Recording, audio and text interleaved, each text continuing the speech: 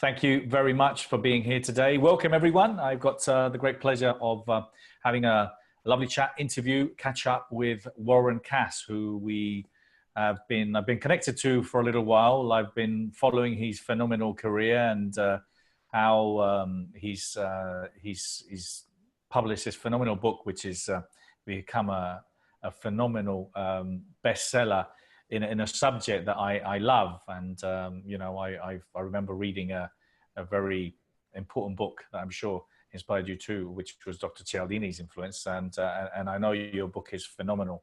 So everyone, welcome. I've got Warren Cass here today. He's an author, he's an entrepreneur, he's a speaker, and, he's a master networker. So you're going to learn some fantastic things. Welcome, Warren. Really nice to be here. Thank you for having me. Great, thank you. And for those of you that haven't heard of me, well, I'm Bernardo Moy. I'm the founder of The Best You, and I run a number of seminars, events, platform. It's a multi-platform. We run from expos to live events. We publish a magazine. We're now creating networks all around the world. And over these last 10 years, we probably had around 50,000 people attending our different courses, and over 500 speakers have spoken at our events. So thank you so much for being here today. Warren, tell me a little bit more about yourself and how you got into what you do today. Well, I won't do War and Peace, Bernardo. I think that will take too long. However, I will say yes, of course, inspired by many of the same books.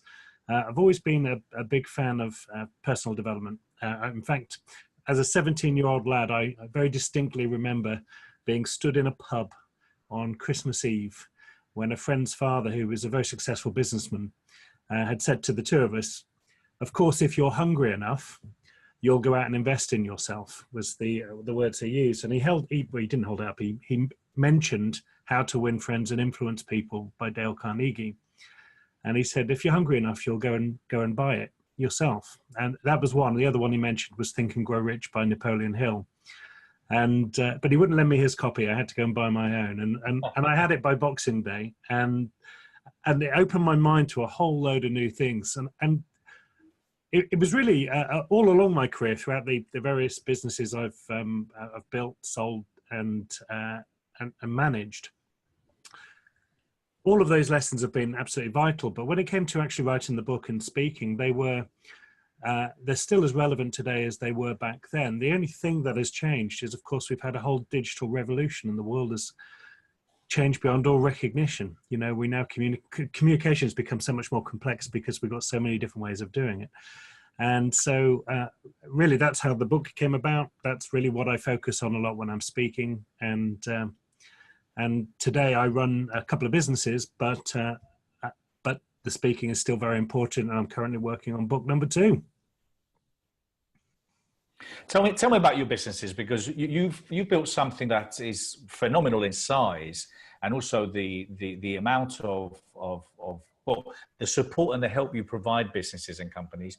But I think, as an entrepreneur, there's so much to learn from what you've done and how you've done it, from where you took it to where it is now. Tell us a little bit more about, kind of how you did and how you built this phenomenal business that you have. Well, I'd like to say that all of it was by design, but of course that's not the way any business works out. If you look at any businesses 10 years down the line, the chances are they're not delivering exactly what they set out to deliver. So it's always an evolution. It's always based on what the customers actually want. And so I started my career in the event space. I was running parties and raves, and thoroughly enjoying the experience at a young age. But had a lot of lessons to learn, and ended up going back to college, getting into technology. So I built an IT business, which I sold in 2003, and then rather romantically wanted to go back to the event space. And then it was much more around leadership training and helping people, be all they can be. But typically, I went into, within the first sort of 2 months of starting this new business, we went into a really large meeting with Orange, the mobile telecoms provider back then. I think they're now EE.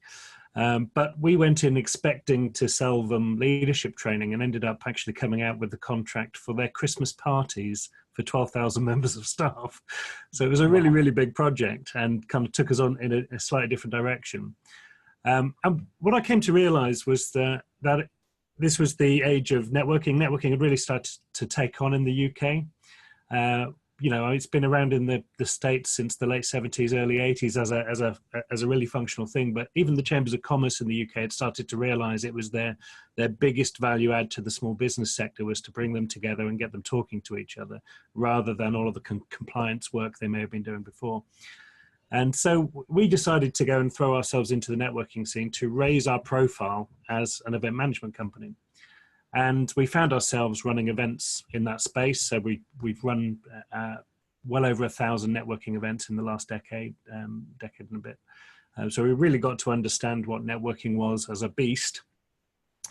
And the business evolved from there, because before long we were running a membership organization which was supporting small businesses. And it's, for me, it's a space I'm very, very passionate about. There's a lot of people make lots of mistakes, as I have. In fact, our mistakes and our failings are our most profound learnings, I believe. But if you consider the sheer volume of businesses that start up in the UK every single year and then fail within the first 3, I personally don't believe we're inventing new ways to fail. We're clearly just not passing knowledge on, or giving people the right critical feedback or advice at the beginning, because not all ideas are good ideas, of course. But some of that will be down to the things they just simply didn't know, maybe undercapitalized. They may not have had the right feedback. They may not have been able to reach their audience. And one of the things has been really evident over the last 15, 20 years of me doing this was that people can be really good at their core competency. They could be a really good coach. They could be a really good consultant, whatever it might be. But it doesn't necessarily mean they're good at marketing those services. And unless you can market and sell, you're at a real disadvantage.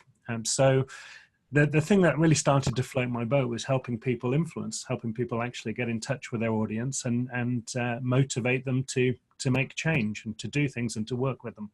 And that continues even today. In fact, I've just noticed has come onto this call. Hello, Sophie. My business partner, Sophie Bennett's come on from a new business we're starting, we're probably launching in September, called Achievers International. And that's all about helping people make sense of the knowledge economy and build a business, start making money in the knowledge economy, but also going deeper than that and really understanding where they can grow personally and grow their people within their organization too. So that's an overview as to why I'm in this space and why I'm passionate about this space. So a couple of things. Funny enough, I was talking to John Lee a couple of days ago, and we were talking about books that have influenced us. And I was just saying that I've read for the 3rd time Think and Grow Rich. So it's one of those books that there's always something that you can get from it, and there's so many things and so many people I've seen really grow with it. So there are some definitely books that change your lives and influence you, and I believe that. And talking about networking, I've just spent a month in the US, and it's the first time I've ever done it. But it was phenomenal. Obviously, we're really looking at and exploring how we can get into the US market, and as an NLP, modeling is obviously something that I'm very keen on studying and looking at successful people, successful strategies, and looking how that could be implemented. And I think that's one of the problems or the challenges that entrepreneurs have, is I think that we tend to become very insular as far as, let me get behind my computer and do a lot of hours, which is, as they say, that's what an entrepreneur does. You work double the time for half the pay. But we tend to do that, and we tend to kind of stay behind the desk instead of really understanding and appreciating the value of networking. And as you quite well pointed out, is that's such a thing, obviously, in America. They're just masters at it. And but I think that I probably learned more. I probably connected with more people, and my mind was like flowing, in so many great ways, because I dedicated a whole month to study how I could improve my business and how other people are working and how they're connecting and how they're networking. So there's still so much to learn, isn't there, in this networking arena, modeling, learning from the mistakes of others, and spending time on doing that. Isn't there still so much to do? Oh, I think it's an evolving feast anyway, because communication is evolving all the time. Technology is fundamentally changing the way we communicate. So it's something which we all have to be students of this change. Having spent a similar trip to the US to go and build networks and build contacts, and it was a similar amount of time I was over there too. I think I can relate to the experience that you've just had, but yeah, they do it differently, and there's a lot to learn and take from that. I'm going to have to just come back though first to the Think and Grow Rich bit. If anybody listening to this is thinking, I haven't read that book and I want to, one of the major reasons why you should go and check out Think and Grow Rich is the chapter on masterminding. Exactly. If you've ever been part of a mastermind, because for me that's also networking, but if you've ever been part of a mastermind, then you'll know exactly what I'm talking about and its value. If you haven't, I would seek one out, because a mastermind group is surrounding yourself with people that you really admire and respect, who will give you critical feedback on the issues that you face, but also they act as the incubator for the ideas that you have, and they're the access to new opportunities, just because from a networking point of view, you build really quite a close network with them. So I'd encourage anybody who's listening to this and thinking, oh, what's this masterminding thing? Go and seek it out and look for one. But coming back to the US and how they do things, interestingly, a lot of the US networks are quite transactional. And so they've built a whole mechanism in how you should, there's an etiquette to networking, which I didn't necessarily appreciate when I first did it. And I was lucky enough to be at a networking event in the UK, which was 4 speakers. And it just so happens within the first 10 minutes of walking into this event, I was speaking to a speaker who speaks on networking. And very cheekily, I asked how I was doing when I realized, and the response I got from him was, "You don't want to know." I said, "No, I really want to know." He said, "You don't want to know." And eventually he took me to the side of the room, and with his back to the room and my back to the wall, he absolutely perfectly described the psychology of the room, the body language of everybody, the different types of formations of groups, pairs and triples, and how their body language might seem. He then went on to tell me about the 25 different things I had done to break the etiquette of networking. My thinking was, oh my God, I'm so glad this was my first event. And I've learned this now. So 20 years down the line, I've become really fascinated by it, and just the way that we transact and the way that we talk to each other.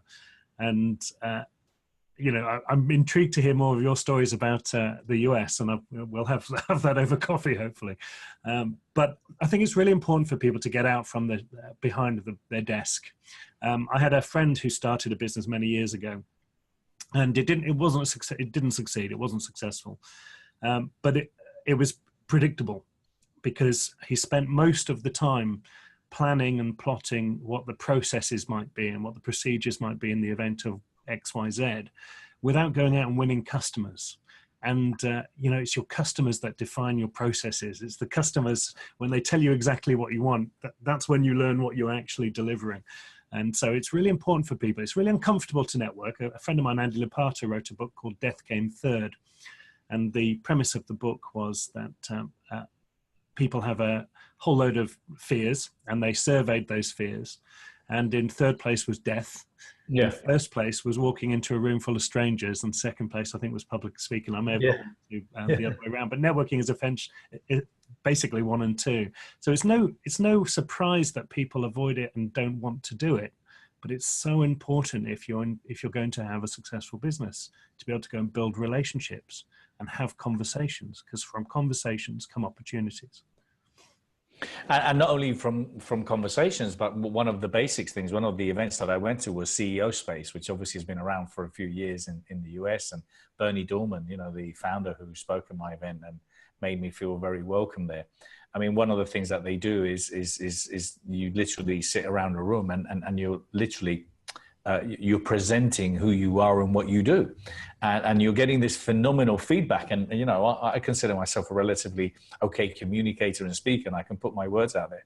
But what I was getting at the end of it was a phenomenal feedback on how I could improve what I do, which is ultimately what it is. People give you 3 seconds before they turn off, and either you have their attention or you don't. You say the right things in the right at the right time, or you've lost. So that's one of the important things of networking, apart from obviously putting yourself out there and connecting people. I've got to say, for me, it was phenomenal. we have so many Americans coming to the Best You Expo next year. We've got a ridiculous, great lineup of speakers in the US. They are all so excited about the Best You. They're all so excited about coming to speak to London. And it's that whole idea of globality as well. That's the other thing is that I found is that, you know, we think we've got to go and do some work and do some business, and oh my God, I have to travel up to Manchester today, or you know what, I'm going to get the Eurotunnel to Paris. It's like a trip. These guys go East Coast to West Coast, like, you know, like you go and have breakfast, lunch, and dinner. You know, these guys travel the whole US, so of course they don't think of anything coming over to the UK. So that insular mentality is not only getting off or getting behind your computer and going out and maybe going meeting some more people, but go further. Go further, because, you know, the whole globality factor is there. And that's one of the things that I learned as well. We have to think more global. So interestingly, I rather naively, when I did my American trip, thought, right, okay, I'm going to book this time. I'm going to fly out there. And at the moment you land, you are immediately overwhelmed by the sheer scale of the place. And when you consider that California alone is the same population as the UK, and you know, beyond that, there's a whole load of other places to go and conquer. And one of the lessons I got from the US, which is a nice little story actually, was around because you were talking about your elevator pitch when you were stood up in front of the room. And there's something really magical about people who can very specifically articulate what it is they're looking for, who they're looking to connect with, what it is they do. And again, if anybody's listening to this and worried about things like that, I would absolutely spend time on your elevator pitch, write it down, you know, hone it and make sure it works for you. But there's a real power in being specific. And a great example of that, I was speaking at a conference in a place called San Ramon, just outside of San Francisco. And there was about 450, 500 people in the audience. And I did my presentation and it was a Q&A with the audience. And one of the audience members asked, have you had a good time in the US? And I genuinely had. I answered the question. I said, I have, though, got one regret. For the last couple of weeks, I've been trying to get to Alcatraz. Being a movie buff, you know, it was something I really wanted to do, but all the boats were booked. I just couldn't get onto the boat. And then, of course, in the US, they have a real keen interest in meeting the speakers. So there was a queue about an hour long afterwards of people coming up and talking. And about 45 minutes into that queue, somebody presented me with a sheet of A4 paper, which was a ticket to go onto a boat the following morning to see Alcatraz before my flight, which was the following evening. Amazing. And I again thought it was amazing. They'd sat in the audience because I was very specific about what I was looking to do. They knew a captain. They went away, powered the network, made a phone call. He faxed through the tickets, and I spent the rest of the next day on Alcatraz, which was just amazing. But it was a really good example of how generous they are anyway. Culturally very, very generous when it comes to networking, giving people time and attention. And again, something which we can learn here, but just by being really specific what you're looking for, it really helps. Well, I want to get into your book and the great subject that it is, and what you teach and how you help and support businesses and individuals. For some people, influence might be a dirty word. I don't know why. But for some people, I know it is, like persuasion, and you know. So, please tell me what brought you round to writing this book, and obviously, you know, in what different kinds of contexts are you helping people, you know, to use influence to obviously build a professional or personal career. So I'll just start with addressing the dirty word thing. It astounds me that people are so they use language and they use it so prescriptively. There's obviously lots of people who manipulate. Do you find that? Do you find that people find the word influencer? Yeah, well, some people would, and you know, in fact, we all talking NLP, which is of course your bag. We all have different models of the world, maps of reality, and I've known people. In fact, a very good friend of mine who helps people with their confidence and public speaking had a client very recently who she said, you know, we need to work on your confidence. And she said, oh, I don't want to work on my confidence. And she said, why ever not? She said, because I don't want to come across as arrogant. So her model of the world, confidence equaled arrogance. So we all interpret language different anyway, and it's largely based on our experience. But we're all influenced all of the time, and there's no getting away from this. From the moment we wake in the morning till the moment we go to bed at night, we are influenced. Whether it's the mood our partner is in when they wake up, whether it's the marketing and the advertising we see on our commute to work, or the micro expression of somebody we might have a bit of road rage with, or whatever on the tube, the mood our colleagues are in. It's been proven if we witness an act of kindness for the 2 hours that follow, we're more kind ourselves. So we're like these big empathetic sponges that are absolutely influenced all of the time. And I don't see how in any way, shape or form it's a disadvantage if you understand that process, both as a giver and a receiver of influence. So, if we're talking about being the best you and being the best we can be, then it makes total sense that we understand how communication works and how we can have more impact, whether it's a client pitch or even just the relationships with our family, with our kids, with our better halves and our friends. So for me, it's the fascination started when I was speaking on networking and starting to understand this etiquette and how I could help our attendees of our events be better at it and get more from it. But it evolved from there, and I found myself immersed in what it could be. And I didn't necessarily want to write the book, I'll be honest. I had a couple of publishers who'd seen me speak and wanted me to consider writing for them. And what really sold me was if you consider the two big books on the subject, How to Win Friends and Influence People by Dale Carnegie, was written in the 1930s, and Cialdini's book was written in the 1980s, The Psychology of Persuasion. So both of those were written pre-internet. And so what really made me think, do you know what, I can take some of those proved, tried and tested sound bits of advice and just apply them to the modern age and to the digital age we live in too. So it's a broad book. It's written more from a marketing psychology perspective than it is something like an NLP perspective. But it's really there to help people understand all of the different areas in which they can have influence for their business and for their lives. Okay. Well, I find it a fascinating subject. So I know you're doing some great work with it, and we're delighted, Warren, to have you involved in the expo again next year. So for anyone that's watching this, either now live or recorded at a later date, I highly recommend you come and check Warren. So Warren, one of the things that we run these webinar series because obviously we do a number of things, but one of the things that we obviously really push and promote is the idea of obviously running live events and networking opportunities, and these networking groups and mastermind groups and all these other things are the same thing. It's just a different format, smaller group. But what's your expertise and your understanding and the advantages that you see when it comes down to running events and live events, and why is it different, or why is it so great, and what does it offer you as a speaker or as a promoter? So, great question, and it's actually where I'm researching currently for the second book. It's all about the experiential aspect of life and influence. So, from an events point of view, we live in a time now where if you look at some of the sites out there for online courses, I know you've got your own proposition with that too, where people can access knowledge. That's all great.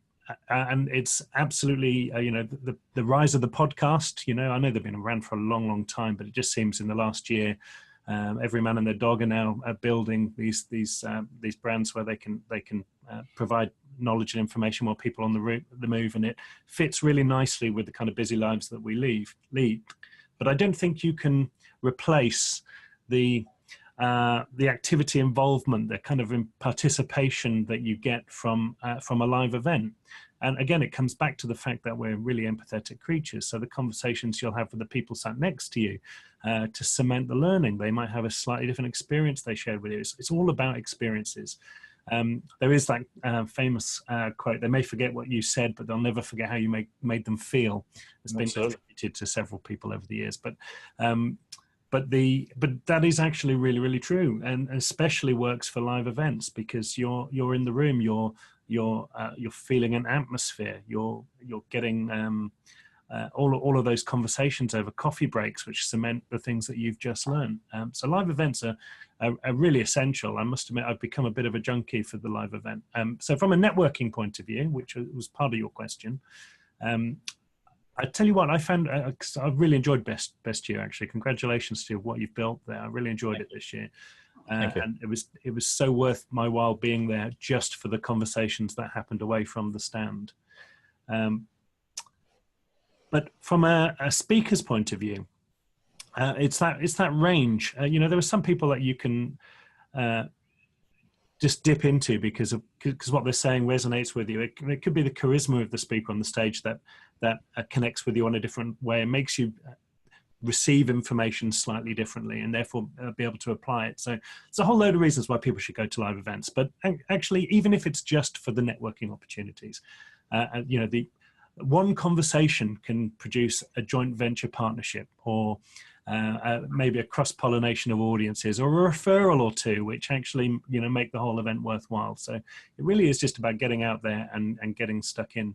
You know, we can spend far too much of our time sat behind the safety of our monitors, where we don't necessarily say the same things we would do if we were looking into the whites of people's eyes. But I just think it's so essential today. You know, so many people are taking their meetings now just to Skype meetings or Zoom meetings, and forgetting that, you know, really strong relationships build when you actually sat next to each other, picking up on all of those non-verbal cues, and you know, accelerates the whole process getting out to these events. So I encourage everybody to do it. I've always been a fan of live events since my teenage years, seeing how people reacted to the raves and the parties. But, you know, when it comes to growing your business, you're going to get so much more support from people you physically met. Well, that's the thing. The thing is that, listen, I completely agree with you. And I think one of the things that I have experienced is that I haven't really attended any event where I've had a number of speakers. And you know, when I attend events, I always turn on my non-judgmental kind of, you know, idea or thoughts process, because I'm always open to learning from someone. And I've never attended a seminar where I haven't learned something from some speaker, either the way that they deliver the message, or a quote, or a story, or the way they're able to sell or to engage with people. And, you know, again, the word selling is a dirty word for a lot of people, but, you know, the Americans do it so naturally, and they actually expect you to actually, you know, talk about what you do and how they can actually invest in your business. But I will say that if I went to an event like the Best Year Expo, that's what I would do. I would literally plan, you know, very carefully the speakers I would want to listen to. I would plan it very, very well. I would make sure that I would find an opportunity to speak and engage with them, you know, in order to exchange a business card, or trying to make an appointment to meet them at a later date. And I would go obviously with an open mind, you know, because again, people come with pre-established ideas of what someone should do or the way things should be delivered. But I have to say that those people that have come to speak and exhibit at events that I've done, or the expo, I've always been very careful of saying, look, you know, at the end of the day, ultimately, you know, like the one in London, we had 12,500 people, which was great. So, you know, I said, I can't force people to be in your room. You know, it is going to be subject to kind of what you're offering, the title of your talk, you know, your video, your presentation, your marketing. You know, I'm literally trying to put as many people as I can. So ultimately, there is a responsibility on your behalf to make sure that you also have a full room. But what I will say is, don't only focus on that. And you pointed out the networking opportunities. I have seen in the events that basically the Best Year Expo, I've seen people that have spoken at my event that have then connected with a fellow speaker exhibitor at the expo. And I know now that, you know, 1 year in, they're actually now working with them, speaking on their stages. I mean, there's examples there of Bill Walsh, you know, who spoke at the event in London, met Mirella Sulla from Global Woman. And then Mirella was speaking, I think 3 weeks later, in his event in Chicago. Dr. Sonia, who met also Bill Walsh, is now speaking all over the US thanks to Bill. And then there's people like Mirella, who's met loads of other people that have. So that's the thing. The thing is that it's the networking opportunities that can bring you those amazing business opportunities moving forward. And it's not just that. It's not just that. What's better about your event actually is that if you go to most networking events, they're broad and generic. So there's lots and lots and lots of businesses with not necessarily any commonality at all. The thing about your event is that it's a niche event that focuses on a shared interest in developing yourself. So if at the very least you're going to have like-minded people in the room, and that's so much easier to connect and build a relationship with people that are like-minded. Also, coming back to the point you made about selling, the good news is that, in fact, anybody listening here, if you don't consider yourself, if you're running a business and you don't consider yourself a salesperson, chances are you've got an expensive hobby. Yeah, we should all consider ourselves salespeople, absolutely 100%. The good news is that 21st century selling isn't about jamming your foot in a door. It's consultative. It's about helping people find solutions. It's about integrity. It's having the integrity to walk away if you're not the right solution. It's all of those things. So it's about having conversations and helping people find solutions. That's 21st century selling. There's nothing to be ashamed of or afraid of with that at all. But you're right. You've got more chance of a JV in an event like yours because people are there for the same reasons. Yeah.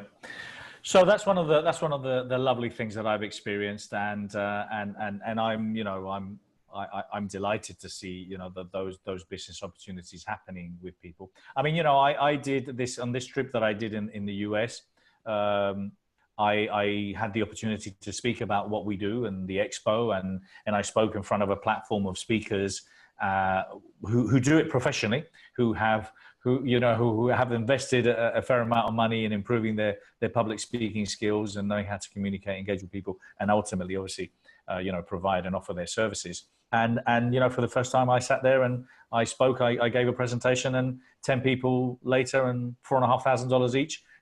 They all signed up, and the funny thing is, out of those 10, they automatically, instantly referred me another 3. So that's it. That's how relatively simple it can be. If it is, and if you are in the right place at the right time with the right message, talking to the right people, and that's what a lot of people tend to forget. We're too driven with these emails, and GDPR has brought a bit of reality into this, and we're still depending on emails, and we're still depending, as you said, on the Zoom calls and the Skype calls, and even a lot of the times not even picking up the phone and calling people, And look, we have to go back to basics. I think being able to speak to people and being able to use the right language and be able to understand how you can influence people in order to, hopefully them use your services in comparison to your competitor is what business is all about, isn't it? Yeah, these digital tools, they have their place. It's nice to be able to connect with people before you get to an event, for example, because when you go there, you may have already arranged to meet a couple of people, which makes the environment less intimidating. It could be that it's just that initial kind of digital handshake in order to have focus and being able to research who's going to be in the room, so you can find the ones that are really, really relevant to you. But you mentioned judgment, not being turning off your judgment switch. I can't remember how you phrased it earlier on. And that's really important too. Do you know, some of my best business transactions have come from the most unlikely of sources. And I love that. I remember many years ago, there was a network in the UK called BRE, or BRX, I think it renamed itself to. And they had a regional leader in the West Midlands who's an ex-builder, really big guy, covered in tattoos, bald head, if some might consider quite menacing and intimidating, but he had a really big heart. And I went up and I met him and I met his group in the West Midlands. And about 2 weeks later, I got a phone call from him. And he said, "Warren, there's somebody I really need you to meet." And he thrust the phone into the other chap's hand, which was Bill Morrow from Angel's Den. Wow. And so Bill and I hit it off. We met in London and a relationship started. And before you knew it, he was introducing me to various people, including The Telegraph, who went on to be a media partner. who then introduced me to their sponsors, who became our sponsors. So that one meeting with this chap in the West Midlands, who I could have easily been judgmental with, one meeting with that one chap, 7 generations of introductions later, was well over £500,000 worth of business and some really strong friendships. So never discount the people that you're talking to. Everybody has value. Everybody has some way of contributing, and hopefully you can help them too. That's a big part of it. But I must, talking about judgment, I must tell a funny story of a business event I did go to once at Windsor Racecourse. And we had rolled our sleeves up and were running one of the features of the event. It was the business wall. So people came and put what they were looking for, et cetera, et cetera. And these 2 chaps came in to the room and stood in front of me. And I said, afternoon, gents, are you having a good time? And one of the chaps looked at me and says, well, it's a bit low rent really, isn't it? Okay. What is it you're looking for? He says, well, we only do business with people who are turning over £1 million. Okay. I said, what makes you think those people aren't in the room right now? In fact, what makes you think I'm not running a 1 million turnover business? And he looked me up and down and he said, your shoes. Cheeky bugger. So I went on to, say to him, look, you were a very mistaken man. I'm looking around the room now. I can see at least three very good friends of mine who are running multi-million-pound businesses, and your prejudgment is an issue there. And he said, well, introduce me then. And I said, you've got no chance with that attitude. It reflects on me. My introductions reflect on me. So when I introduce people who I've built a relationship with and I trust aren't going to embarrass me, that's all part and parcel. How funny is that? Your shoes. Well, the funny thing is, one of the important things the most important thing of networking actually is the follow-up, which most people do really badly. Yeah, absolutely. Even if that's just reaching out on LinkedIn and connecting. The very next day, I got an email from the colleague he was stood with. He was clearly embarrassed, and he said a few nice things, but he immediately made an introduction, which resulted in business, and that was just somebody who was there. Anyway. How funny is that? Your shoes. That's hysterical. Well, listen, I think there's some fantastic. I think we've given some great tips here today, Warren, and that's what business is all about. But I hope people take a lot of this information on board, because I think we're both coming from a place of we understand a little bit about business industry and networking, and I hope some people take a lot of this on board. Just tell me briefly, what's next for you?